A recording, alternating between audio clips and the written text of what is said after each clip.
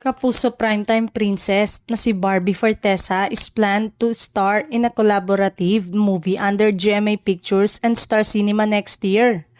Sino kayang magiging partner ni Barbie Fortesa sa mga kapamilya aktor? May mga nagsuggest na si Daniel Padilla, Joshua Garcia, James Reid, or si JC Alcantara. This is a collaboration of GMA7 and ABS-CBN kaya first time ng kapuso actress na maitambal sa kapamilya aktor. Wala pang ibang detalye ngunit ito ay under by GMA Pictures and Star Cinema.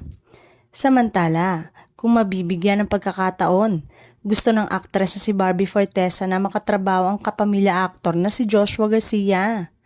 Nang tanungin kung sino pa ang nais makatambal sa mga artista sa ABS-CBN, sinabi ni Fortesa na isa sa mga gusto niya ay si Daniel Padilla. Tinunyag ng kapuso star na napanood niya ang isa sa mga pelikula ng aktor sa sinehan at nagalingan siya.